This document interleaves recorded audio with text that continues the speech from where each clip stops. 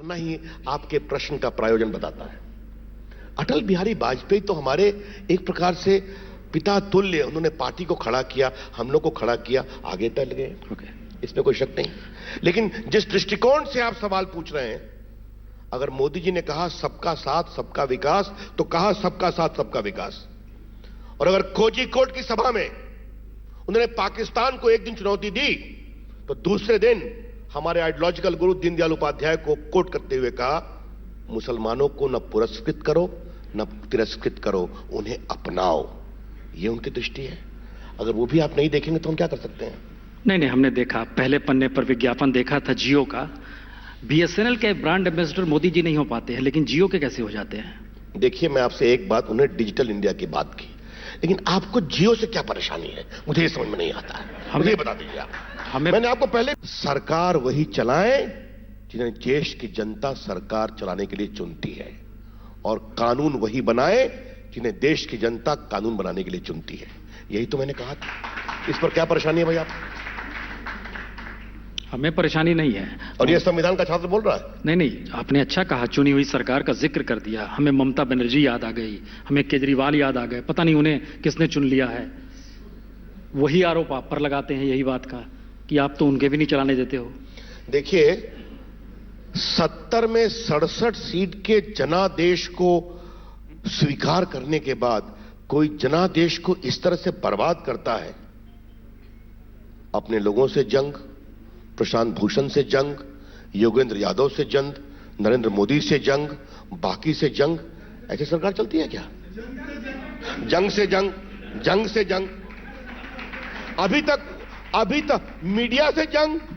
Media को कहा सब बिके हुए हैं, सिर्फ पंडित पुण्य प्रसून वाजपेयी से जंग वो नहीं करते। ये भी उनका सम्मान हमको करना चाहिए।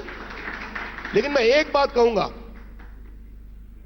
जिस तरह की हल्की भाषा का प्रयोग अरविंद केजरीवाल भारत के प्रधानमंत्री के बारे में करते हैं, क्या ऐसी बात का प्रयोग किसी और ने किया है क्या? ये भी देख रहे हैं। एक दिन जो बंदा हमारा बाल काटने आता है, भी करता है, बाल काटता है, हंसी भी आती है। कहा, भैया जी, आज सुबह हमारे बगल में एक गाय दूध नहीं दे रही थी, तो किसी ने कहा, भैया केजरीवाल जी को मत बुलाओ, वरना ये भी कहेंगे कि नरेंद्र मोदी के कारण दूध नहीं दे रही है। ये क्या मतलब है? क्या ये हल्की राजनीति है? और क्षमा करिए वाजपेयी जी, हिंदुस्तान हल्की पॉलिटिक्स को कभी लाइक नहीं करता है। अब उसका आगे क्या होगा, कितना गवर्नेंस है, डेवलपमेंट देखा जाए। हां, इतना जरूर है, लोकतंत्र में ममता जी का भी स्थान है, लोकतंत्र में अरविंद जी का स्थान है। जनता ने उनको वोट दिया, अब आगे चुनाव होगा, जनता तय करेगी। जोक तो सर 75 साल को लेकर भी बने हैं। 75 साल आपकी हो गई है क्या? दिल्ली की तरफ मत देखिए। अडवाणी जी के घर में बैठे हम, जोशी जी के घर में बैठे हम, और जिन्हें भी दरकिनार कर दिया गया, जोक तो उस पर भी बने हैं। सवाल यह है कि आपको अगर जनता ने चुना है और संविधान की शपथ आपने ली है, तो उसके बाद आपके जहन में यह सवाल क्यों उठते? या तो पार्लियामेंट में लाकर संशोधन कर दीजिए चीजों का। आप जिस बात का सुप्रीम कोर्ट का आज आपने जिक्र किया है, इंदिरा गांधी की इमरजेंसी का सपोर्ट बाला साहब ठाकरे ने किया था, वो उनकी पार्टी गलत बोल रहे हैं आप, साथ है। वो जेल में गए थे, बाला साहब, मैं संघर्ष में था, गलत बोल रहे हैं आप। बाला साहब, आप गलत बोल रहे हैं, गलत मत बोलिए आप प्लीज। बाला साहब, संघ के स्वयंसेवकों ने जितना संघर्ष किया, उनके नाखून निकाले गए थे मध्य प्रदेश में, बिहार में क्या मैं जानता हूं। Mister Vajpayee, don't speak falsehood please. Bala Saheb Thackeray की, रिपीट करूंगा, आप गलत बोल रहे हैं। ने इतना ही नहीं कहा था, उन्होंने कहा था इस देश में तानाशाह होना चाहिए। बिल्कुल, ये भी उनके शब्द है। चलिए, अब आपको, अगर मैं जानता हूं कि आप संघ से चिढ़ते हैं, लेकिन उस चिढ़न में आप इसमें संघ बीच में कहां से आ गया? आपने बाला साहब ठाकरे और संघ में तो वो संघ के हेड थे ना, मैं जानता हूं। सर, बाला साहब ठाकरे हम बोल रहे हैं, बाला साहब ठाकरे शिवसेना। सॉरी, हमने कहा अपने बड़ा साहब देवराज की। नहीं, देवराज से बहुत अच्छे रिश्ते हमारे रहे हैं, आप उसकी चिंता मत कीजिए। यकीनन नई खबर सुनी हमने। नहीं, आपने नई खबर सुनी हमने आपके बारे में। ये मोहन भागवत भी जानते, इसलिए उसकी चिंता मत कीजिए। हम ठाकरे का जिक्र कर रहे हैं। ठाकरे ने कहा था, संघ से आपके संबंध काफी बहुत बेहतरीन रहे हैं, नागपुर में रहे हैं। क्या बात है। और इतना ही नहीं, लाल कृष्ण आडवाणी क्यों अयोध्या रथ लेकर नहीं नागपुर में घुसे थे, ये भी हम बताने की स्थिति में, हम उस पर नहीं आ रहे हैं। तो मैं अपने को करेक्ट ठाकरे, अब ठाकरे की बात तो आप उनसे पूछिए। अरे हजूर, उनके साथ हैं आप लोग। ठीक है, क्यों हैं? हम तो आपके साथ ही बैठे हुए हैं यहाँ पर। तो अब साथ की बात है, तो अब ये बात आप शिवसेना से पूछिए। लेकिन एक बात मैं अवश्य कहूंगा, सुनिए, आप मेरी बात सुनिए। मैं एक बात अवश्य कहूंगा, बाला साहब पहले तो मैं करेक्ट कर दूं कि मैंने इनको बाला साहब देवरस समझा। आई एम सॉरी, मैं क्लैरिफाई कर दूं। लेकिन एक बात मैं अवश्य कहूंगा कि बाला साहब ठाकरे को जितना मैंने देखा है, उनकी कांग्रेस विरोध की राजनीति प्रामाणिक थी, ये मैं जानता हूं। और मैं ये भी जानता हूं, देखिए, मैं देश की राजनीति में 90-91 से हूं, जब मैं बीजेपी की युवा मोर्चा का राष्ट्रीय उपाध्यक्ष बना। 8 राज्यों का प्रभारी रहा हूं, अब लंबा 17 साल एमपी हूं, वाजपेयी जी सरकार में मंत्री था, अभी भी हूं। और आप मुझे बहुत दिन से झेल रहे हैं, आप तो जानते ही हैं। तो थोड़ा बहुत हम लोग देश को समझते हैं और पढ़ते भी हैं। बाला Saheb Thackeray was committed anti Congress, ये मैं जानता हूं। अब उनको लगा कि तानाशाह देश में एक ऐसा होना चाहिए, ये उनकी अपनी सोच है। उस सोच से मैं एग्री करता हूं नहीं। मैं मानता हूं यह मुल्क जमहूरियत से चलेगा, डेमोक्रेसी से चलेगा, लोगों की राय से चलेगा। और अगर आज नरेंद्र मोदी जी ने करके दिखाया कि देश की जनता को विश्वास में लिया कि तुम्हें 50 दिन डिफिकल्टी होगी, लेकिन ब्लैक मनी के नासूर को हम खत्म करेंगे, हिंदुस्तान को ईमानदारी के रास्ते पर चलाने की कोशिश करेंगे, और देश उनको ट्रस्ट कर रहा है, तो ये देश की जनशक्ति है, हमें इसको मानना चाहिए। अभी सोचने का तरीका होगा। नहीं, ठीक है, वो 50 दिन तो हम लोग इंतजार कर ही रहे हैं। 31 से रिपोर्ट शुरू होगी, वो मुश्किल नहीं है। आप तो बीच में ही रिपोर्ट चले गए थे साहब, कहां कहां आपने माइक लगाया था, लोगों के पास क्या क्या पूछा था, लोगों ने देखा है। आप और आपके उसका हम अधिकार का सम्मान करते हैं।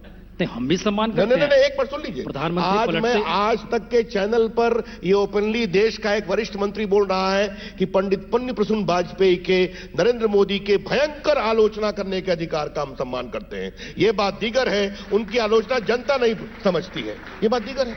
आप तो 14 के पहले से उनकी आलोचना कर रहे हैं, 14 से आज तक कर रहे हैं, आगे भी करते रहेंगे। लेकिन फिर भी हम जीतते हैं। अभी गुजरात जीत गए, महाराष्ट्र जीत गए, आसाम जीत गए, लेकिन आपके उस अधिकार का हम सम्मान करेंगे। और आप हमारी आलोचना करते रहें, आपके इस अधिकार के हम लड़ते भी रहेंगे। लेकिन हम आपसे एक ही आग्रह करेंगे, कभी कभी हमने कुछ अच्छा ही देख लिया कीजिए तो बड़ा अच्छा रहेगा। रविशंकर जी, मुश्किल यह है कि प्रधानमंत्री मोदी ने तो हमें नहीं बुलाया पीएमओ में, मनमोहन सिंह को बुला के पूछना पड़ा था आप हमारी आलोचना क्यों करते हैं। और ये रिकॉर्डेड है, 2009 का जिक्र हम कर रहे हैं, उनके पूरे इकोनॉमिक सिस्टम पे हमने अटैक किया था, और मनमोहन सिंह का फोन आया था और उन्हें पीएमओ बुलाया था, और हमने कहा था कि हमारा काम है आपकी आलोचना करना। अगर आप भटक रहे हैं तो सवाल यह है कि आप कह देते हैं, वो खामोशी से सहते चले गए। हमारी मुश्किल ये भी आपको मोदी जी ने कभी रोका है कि आपकी आलोचना करने से? पता नहीं ना, आप मुझे बता दीजिए ना। अब आपको पीएमओ में अगर नहीं बुलाया जा रहा है, अरे जनाब, हम जाना भी नहीं चाह रहे हैं। इतनी परेशानी क्यों है आपको? हम खाली आपने कहा क्यों? जर्नलिस्ट का काम है आलोचना करना। आप बिल्कुल करिए। जब मोदी जी की सरकार का एक वरिष्ठ मंत्री आपके मंच पर आपके आलोचना के अधिकार का सम्मान कर रहा है, तो आप मस्त रहिए ना। नहीं, हमें लगता है इससे चर्चा नहीं कर रहे। पत्रकार अपना काम कर रहा है, मंत्री अपना काम कर रहा है। बिल्कुल करिए, है ना। मुश्किल ये है कि हमने जिक्र इसलिए सुप्रीम कोर्ट का कहा क्योंकि अब चीफ जस्टिस जो है जीएस केहर साहब होने वाले हैं, और मेरे ख्याल से 5 सदस्यीय बेंच जब बैठी थी और जिसमें चर्चा कॉलेजियम और एनजेएससी को लेकर हुई थी, तो वही लीड कर रहे थे और उन्होंने पाठ पढ़ाया था। जो उनका फैसला था वो अपने आप में चुनी हुई सरकार को एक पाठ था, जिसकी आप लोगों ने भरपूर आलोचना की थी। ये टकराव जो हम देख रहे हैं जुडिशरी और सरकार के बीच का, अब है कि 3 को रिटायर करेंगे, 4 को शपथ लेंगे, आ जाएंगे। ये आपको लगता है कि जो मुश्किल हालात है, जो आंसू टपकते हैं चीफ जस्टिस से, आप लोग जजेस की नियुक्ति नहीं करते हो, इन मुश्किल हालातों में आपको लगता नहीं है कि एक सहमति बननी चाहिए? देखिए, पहले मैं एक बात कह दूं, वो कानून पास किया था, यहां वरिष्ठ नेता फारूक अब्दुल्ला साहब बैठे हैं, संसद के दोनों सदनों ने 100% सपोर्ट किया था, और देश की 50% विधानसभा ने सपोर्ट किया था। और स्वयं जेएस वर्मा साहब ने कहा था कि कॉलेज सिस्टम गड़बड़ है, इसको ठीक करना चाहिए। सुप्रीम कोर्ट ने उस निर्णय को उलट दिया। उस निर्णय के प्रति हमारा रिजर्वेशन है, और निर्णय की आलोचना करना गलत नहीं है, लेकिन हमने उस निर्णय को माना है। हमने 120 हाईकोर्ट जज की नियुक्ति कर दी है, जो आज तक के इतिहास का सेकंड है। 4 सुप्रीम कोर्ट की नियुक्ति की हमने, लगभग 124 एडिशनल जज को कंफर्म किया, और अभी भी 5000 पोस्ट खाली है सबऑर्डिनेट जुडिशरी में, जिसमें हमारी कोई भूमिका नहीं है, वो हाईकोर्ट को करना है। और लगभग 430 पोस्ट खाली है हाईकोर्ट के, जिसमें 280 पर हाईकोर्ट को अपना नाम भेजना है। तो अपना काम हम कर रहे हैं। लेकिन एक बात आपने उठाई है, तो आज मैं यहां पर उस बात को कहना चाहता हूं। मैं चाहता हूं देश इस बात को जाने। उस निर्णय में, और मैं उस निर्णय की बड़े आदर से आलोचना कर रहा हूं, कानून के छात्र के रूप में। उस निर्णय का सार यह है कि अगर लॉ मिनिस्टर बैठेगा और जज की नियुक्ति होगी तो कोई केस अगर आएगा सरकार के खिलाफ तो मोक्किल के मन में सस्पिशन होगा कि ईमानदारी से फैसला करेंगे कि नहीं करेंगे। इस पर मुझे एक बात कहनी है। भारत का संविधान 1950 में आया। 1950 से 1993 तक लॉ मिनिस्टर, पहले होम मिनिस्टर, इसके पार्ट होते थे, चीफ मिनिस्टर पार्ट होते थे। अब इसके दो बिंदु हैं और मैं आपको अनुमति दीजिए। भारत का प्रधानमंत्री भारत के राष्ट्रपति में प्रमुख भूमिका निभाता है, उपराष्ट्रपति की नियुक्ति में प्रमुख भूमिका निभाता है, chief election commissioner, public service commission, CVC से लेकर सारे संवैधानिक पद में उसकी सबसे प्रमुख भूमिका होती है। उसके हाथ में न्यूक्लियर बटन होता है। वो भारत की सीमाओं की रक्षा करता है। वो सेना के चीफ, आर्मी के chief, navy chief, air chief बनाता है। तो भारत का प्रधानमंत्री अपनी मंत्रियों के साथ इतने बड़े काम कर सकता है, लेकिन एक जज की नियुक्ति में उससे ईमानदारी की अपेक्षा नहीं। यह कितना उचित है, यह सोचना पड़ेगा। दूसरी बात मुझे क्या कहनी है, 93 के बाद कॉलेजियम सिस्टम आया। उसके पहले कानून मंत्री, होम मिनिस्टर, प्राइम मिनिस्टर इसके पार्ट थे, अभी भी हैं, उतना नहीं थे। भारत के सम ऑफ द फाइनेस्ट जजेस पूर्व प्रक्रिया से आए। एच.आर. खानिया, हिदायतुल्ला, गजेंद्र गडकर, कृष्णा अय्यर, मैं नाम गिनाऊं, कितने के नाम गिनाऊं। और एक जज थे जगमोहन लाल सिन्हा, इलाहाबाद हाईकोर्ट के छोटे जज थे जिन्होंने इंदिरा गांधी के इलेक्शन को सेटिसाइड किया। उनकी भी नियुक्ति पुराने सिस्टम से हुई थी। तो क्या 93 के बाद से उस कैलिबर के जज आए हैं? अब एक चर्चा की बात है। लेकिन हमने निर्णय को मान लिया, ईमानदारी से मान लिया, हम काम कर रहे हैं। और आपके चैनल के माध्यम से हम बहुत विनम्रता से कहना चाहते हैं, we have the highest regard for judiciary. और मैं स्वयं जुडिशरी का एक पार्ट रहा हूं, इसलिए हम लोग जुडिशरी के सम्मान, स्वतंत्रता और उनकी इंटीग्रिटी की पूरी चिंता करेंगे। लक्ष्मण रेखा पार नहीं करें। अटॉर्नी जनरल यहां तक कहते हैं। और उन्हीं कॉन्स्टिट्यूशन में खेहर साहब ने यह भी कहा कि कॉलेजियम सिस्टम ट्रांसपेरेंट नहीं है, इसे सुधारने की जरूरत है। वो प्रक्रिया भी चल रही है। लेकिन सर एक चीज बताइए, आप हर जगह जो चुनी हुई सरकार है वो अपना वरदस्त क्यों चाहती है कि उसकी भूमिका बड़ी हो जाए? दुनिया में कहीं नहीं है चुनी हुई सरकार। अमेरिका में सीनेटर्स तय करते हैं, ब्रिटेन में तो एक आम नागरिक भी रहता है उस कमेटी में। देखिए, अब एक दिन जरा आप अलग से इंटरव्यू करिए और आपको दुनिया में नियुक्ति की प्रक्रिया जजेस की क्या है मैं बताऊंगा। और आपने चूंकि एक बात कही तो मैं डॉक्टर अंबेडकर को कोट करना चाहता हूं। संविधान में लिखा हुआ था, the president of India shall appoint the जजेस in consultation with the chief justice of India. ठीक है, निर्णय यह है कि the Supreme Court will appoint. ठीक है, हमने वो भी मान ली एक बात। लेकिन आपने बात की, चूंकि हम हर जगह हस्तक्षेप करते हैं, ऐसा हमारा कोई इरादा नहीं है। लेकिन डॉक्टर अंबेडकर से एक बात पूछी गई थी, यह संविधान सभा का अंग है, जिसमें उन्होंने कहा था, we don't want to give the right of appointment in one single hand, whether it is the prime minister और द काउंसिल ऑफ मिनिस्टर्स और even the chief justice of India. यह अंबेडकर ने कहा था। तो भारत के संविधान की भावना है। लेकिन फिर मैं कहूंगा, सुप्रीम कोर्ट के निर्णय को हमने स्वीकार किया है, ईमानदारी से स्वीकार किया है और हम कार्रवाई कर रहे हैं। और बताया कि आज तक का सेकंड हाईएस्ट हमने जजेस की नियुक्ति की है। 1990 से आज तक साल में एवरेज 80 जजेस होते हैं। 2013 में अब्दुल्ला साहब की सरकार में 121 नियुक्त हुए, हम 120 कर चुके हैं और इस साल के अंत तक हम उनके नंबर से भी आगे निकल जाएंगे।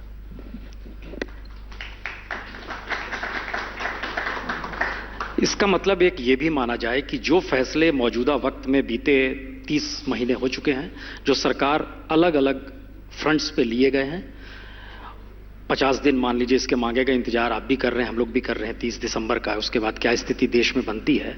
लेकिन हम कहते हैं, चूंकि आप एक बड़े अनुभवी मंत्री के तौर पे नहीं, आपने हर दौर को देखा समझा है और जेपी आंदोलन का भी आपने चूंकि जिक्र किया, वो कौन सी परिस्थितियां हैं जिसमें देश में मौजूदा वक्त में राजनीतिक दलों ने पार्लियामेंट के भीतर ये सवाल खड़ा कर दिया कि जिस इमरजेंसी के खिलाफ आपकी राजनीतिक प्रक्रिया शुरू होती है, उस इमरजेंसी के अलग अलग हिस्सों को लोग अपने अपने नजरिए से आपको क्यों देखना चाहते हैं? देखिए, पहले दो बात मैं बता दूं। एक तो मैं उसको पहले बोलना भूल गया, आप तो हमें जानते हैं ना, चारा घोटाले में भ्रष्टाचार को एक्सपोज करने वाले वकील रविशंकर मैं ही हूं ना? बिल्कुल। मालूम है ना आपको? बिल्कुल। अलकतरा घोटाले में नेताओं को जेल भिजवाने वाले वकील रविशंकर मैं ही हूं ना? बिल्कुल। तो मैं अपने न्यायालय के अधिकार को जानता हूं और आज हमें इस बात का बहुत गर्व है कि हमारी सरकार ने ऐसा कुछ नहीं किया 2.5 साल में कि न्यायालय को हमारे ऊपर टिप्पणी करने का अवसर मिले, क्योंकि हम ईमानदारी से काम करते हैं। ये हम न्यायालय के सम्मान को समझते हैं। अब देखिए, जो मोदी जी के खिलाफ ये बात कही जा रही है, इसके 2 कारण हैं। पहला कारण यह है कि कुछ लोग को मोदी जी भाते नहीं। अब हम क्या करें उसका? जनता ने उनको पूरा बहुमत दे दिया, इतने राज्यों में जितवा दिया हमको, अभी बाई इलेक्शन हुए तो फिर जितवा दिया हमको। अब और तो और बच्चे को जगह टाइम ने ऑनलाइन पोल में उनको दुनिया का सबसे लोकप्रिय नेता कर दिया, तो इसमें हम क्या कर सकते हैं? तो ये उनको पचते नहीं। और मुझे इस बात का बहुत बहुत पीड़ा है कि मोदी जी के खिलाफ जितना सघन अभियान दुनिया भर में चला, कैंपेन, अब भी जानते हैं, तो वो अतीत की बात है। उन लोगों को समझना पड़ेगा कि मोदी जी को जनता का समर्थन है। अब आपने पार्लियामेंट की बात कही, हम रोज बहस के लिए तैयार हैं। 16 तारीख को पहले दिन से बहस हुई। क्या कहा था कांग्रेस के एक नेता ने? हमारे प्रधानमंत्री को हिटलर मुसोलिनी तक कह दिया। हम शांति से सुने कि नहीं सुने? जब देखे कि जनता में उनके बहस का कोई इंपैक्ट नहीं हो रहा है, तो नेक्स्ट से कहे पीएम को बुलाओ, पीएम को बुलाओ। अब 10 दिन से वही चल रहा है। एक दिन पीएम जाकर के बैठे, जेटली साहब ने कहा कि पीएम इंटरवीन करेंगे राज्यसभा में, लोकसभा में राजनाथ जी ने कहा कि पीएम इंटरवीन करेंगे। अब फिर कहते हैं नहीं, पीएम हर का भाषण सुनने के लिए बैठे रहे। अब पीएम एक दिन जाकर फिर बैठ गए। अब ये क्या तर्क है? आप गोल पोस्ट चेंज कर रहे हैं। तो क्या भारत सरकार के प्रधानमंत्री सारा देश का काम छोड़कर 22-24 घंटा जवाब सुनते रहे? वो जवाब देंगे, वो इंटरवीन करेंगे। हमारा तो ऐसा मानना है वाजपेयी जी कि हमारे विपक्ष के लोग जानते हैं उनके तर्क जनता को नहीं भा रहे हैं, या वो हमारा जवाब सुनने के लिए तैयार नहीं है, क्योंकि हमारा जवाब आएगा तो सारी बातें सामने हो जाएंगे। तो अब चल रहा है तो चल रहा है। हम आज भी आपके इस प्लेटफॉर्म से हम अपील करेंगे विपक्ष नेताओं से, आए, बहस करें, चर्चा करें। संसद चर्चा की जगह है। नहीं, हम लोग मतलब इस पे डिस्कशन, मेरे ख्याल से इस देश के भीतर सबसे बड़ा सवाल ये हो गया है कि पार्लियामेंट है या नहीं है। पहली बार ये सवाल हो गया।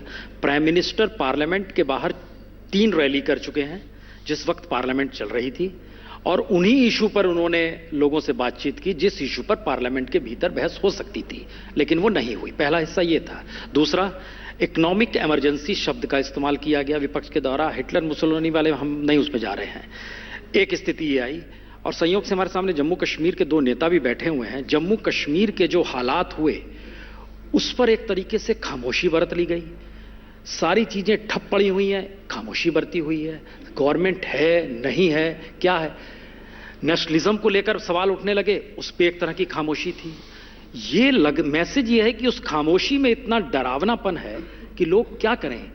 बोलेंगे हाँ नहीं ठीक है, हम लोग साथ। देखिए, मैं जवाब दे दूं, आपने बहुत सवाल कर दिया। कोई डरावनापन नहीं है। हर को अपनी बात कहने का अधिकार है। कश्मीर की बात की, ऑल पार्टी डेलीगेशन गया कि नहीं गया? हुर्रियत लोग मिलने को तैयार नहीं हुए। विपक्ष के कहने पर राजनाथ जी गए, 3 दिन रहे कि नहीं रहे वहां पर? आज यह भी सच्चाई है कि नोटबंदी के बाद बहुत कमी आई है वहां पर। आतंकवाद को वहां से प्रश्रय देते हैं सरहद के पार से, यह आप भी जानते हैं। चीजें सुधरनी चाहिए। जनता का समर्थन आया है, और इतनी बड़ी संख्या में बच्चों ने पढ़ाई की कि नहीं की, स्कूल की परीक्षाएं हुई कि नहीं हुई, तो घबराकर वो स्कूल को जलाते हैं। अब जो आपने बात की, कोई संसद में बंदी है क्या कि संसद में बहस आप करेंगे नहीं और पीएम को बाहर बोलने नहीं देंगे? ऐसा कोई संविधान नहीं है। क्षमा करिए आप। प्रधानमंत्री डे 1 से तैयार है, हमारी सरकार तैयार है, बहस करिए। वित्त मंत्री अपनी बात कहेंगे, और मैं तो राहुल गांधी के तर्कों को सुनने के लिए व्याकुल हूं। नहीं हो तो पढ़ ही दें, वो भी मैं सुनने को तैयार हूं। लेकिन आप बहस नहीं कर रहे हैं। आप जब बहस को तैयार होते हैं तो आप जाकर के स्पीकर के चारों तरफ धरना ले लेते हैं। आज स्पीकर साहब ने चलाया लोकसभा में क्वेश्चन आंसर, मेरा 3rd क्वेश्चन था, फिर भी घेर लिया। तो आप अगर कहते हैं फिजिकल बल से सदन नहीं चलने देंगे, तो ये 1 हफ्ता होता है, 4 दिन होता है, 5 दिन होता है, हो गया। जनता ने आपकी बात कह दी, आइए अपनी बात कहिए। कांग्रेस पे अच्छे वक्ता हैं, आनंद शर्मा खूब बोले, येचुरी जी बोले, बोल करके मायावती जी बोली, रामगोपाल जी बोले, उसके बाद खामोशी क्यों हो गई? ये तो हमें भी समझ नहीं आ रहा है। और आपको बता दूं कि हम इस देश की विविधता का सम्मान करते हैं, हम इस देश की जमहूरियत का सम्मान करते हैं, हम अपनी आलोचना के अधिकार का सम्मान करते हैं। हम ये भी चाहते हैं अगर हम दूसरे की बात सुनना चाहते हैं तो हमारी बात भी सुने। अगर संसद में बहस नहीं चलेगी हम जनता के बीच जाएंगे। और क्षमा करिए, जनता इस मुद्दे पर हमारे साथ है। ये हिंदुस्तान की जनशक्ति का इतना बड़ा अंबार है जिसकी अपेक्षा है कि देश बदलना चाहिए और हम देश को बदलेंगे। हम कुछ सवाल ले लेंगे, क्योंकि नहीं सवाल नहीं लेना। अब फारूक साहब से मत सवाल लिवाइए। नहीं, हमको लगा था कि सामने दो बड़े वरिष्ठ नेता बैठे हुए हैं। देखिए, ऐसा है कि हम दोनों अच्छे दोस्त हैं। हमारी बातचीत के लिए आज तक की जरूरत नहीं है। हम लोग बाहर में चाय पर बातचीत कर लेंगे। हाँ, एक आखिरी सवाल इस दौर में कि क्या आपको लगता है कि जो चीजें रुकी हुई हैं इस डेमोक्रेसी में, पार्लियामेंट चूंकि चल रहा है, क्या वाकई प्राइम मिनिस्टर कुछ भी नहीं कहेंगे? वो खुद प्रयास नहीं करेंगे, खुद पहल नहीं करेंगे कि इस डेडलॉक को तोड़ दें? आपको बता दें, जब उन्होंने कहा कि जब तक प्रधानमंत्री जी क्वेश्चन आवर के अलावे नहीं आएंगे तब तक हम बहस नहीं करेंगे, तो प्रधानमंत्री जी राज्यसभा में क्वेश्चन के बाद भी चले आए। फिर बैठे हुए थे आधा पौन घंटा, फिर उन्होंने घेर लिया, लगे आलोचना करने के लिए। आज प्रधानमंत्री जी लोकसभा में बैठे हुए थे। तो प्रधानमंत्री तो पूरी कोशिश कर रहे हैं, लेकिन कुछ लोग बहस से भाग रहे हैं। तो ये तो सवाल है, बहस से क्यों भागते हैं? आइए बहस करिए। शायद आपके तर्क इतने मजबूत नहीं है आप जनता को प्रभावित कर सके, या हमारे प्रभावी उत्तर को सुनने का आप में संयम नहीं है। कुछ भी हो, मैं कम से कम आपके माध्यम से अपील कर ही देता हूं कि विपक्ष के लोग आ जाएं, एक बार चर्चा होनी चाहिए। और हम आपके माध्यम से कहना चाहेंगे कि प्राइम मिनिस्टर को खुद डेडलॉक तोड़ने के लिए सामने आना चाहिए, स्टेट्समैन की भूमिका में होना चाहिए। हमारे प्रधानमंत्री स्टेट्समैन हैं, लेकिन मैं आपकी बात उनको पहुंचा दूंगा कि पंडित पुण्य प्रसून वाजपेयी ने ऐसा कहा।